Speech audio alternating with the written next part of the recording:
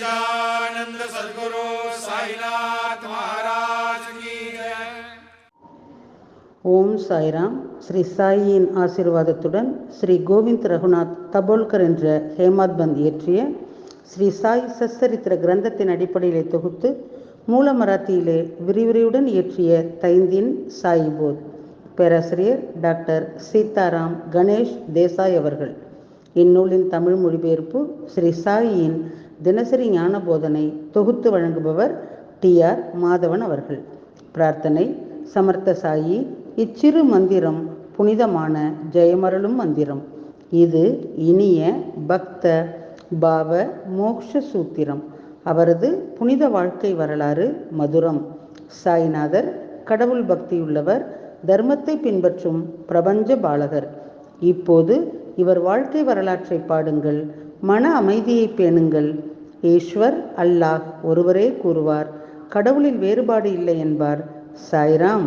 உங்கள் அன்பான சொற்கள் பக்தியும் மரியாதையும் அருளும் வார்த்தைகள். ஓம் ஸ்ரீ சாய்ராம். ஸ்ரீ சாயின் இன்றைய ஞான போதனை. அத்தியாயம் 4, OV 17. முழு உலகிலும் ஆனந்தத்தை உருவாக்குபவர் பிரம்மாதான் பரமேஸ்வரன் மற்றும் சத்குருவும். குருவும் பரமேஸ்வரனும் ஒருவரே. ஆனந்தமளிப்பவர், மகிழ்ச்சிக்கு காரணமானவர் சங்கரரே. சாயி சச்சரித்திரம் மிகவும் தூய்மையானது. இதை கேட்பதால் துக்கம் அழிந்துவிடும். தயாநிதி சாய் மகிழ்ச்சி அடைவார்.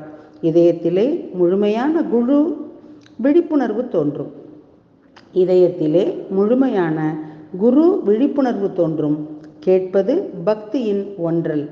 கவனச்சிதறல் மற்றும் துவர்ப்பு ஆகியவை சுவையிலே தொண்டு அளிக்கும்.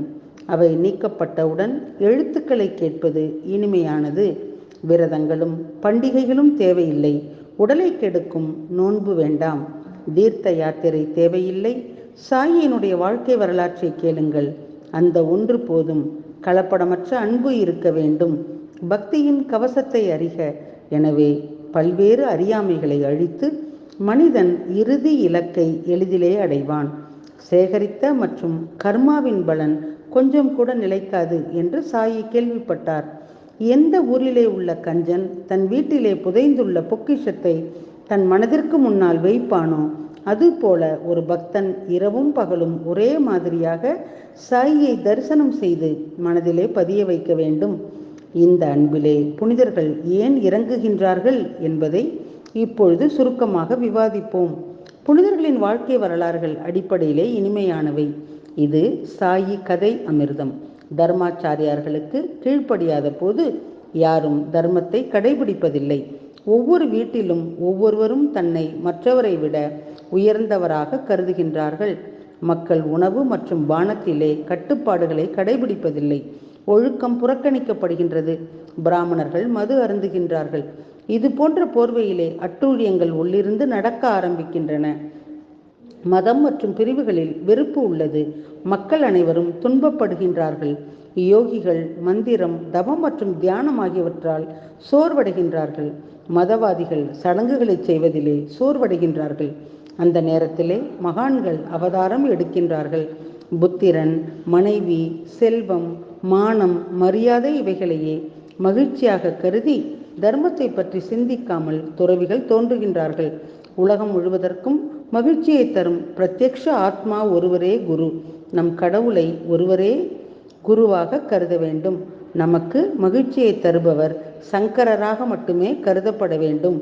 ஸ்ரீ சாயி என்பது மூலம் மற்றும் உணர்வினுடைய முழுமையான ஒற்றுமை. ஓம் ஸ்ரீ சாய்ராம். சாயியினுடைய தினசரி மற்றொரு ஞான போதனை அடுத்த தொடரிலே கேட்போம். சாயியை பணிவோம். சாந்தி நிலவட்டும். ஓம் சாய்ராம். श्री सच्चिदानंद सद्गुरु साईनाथ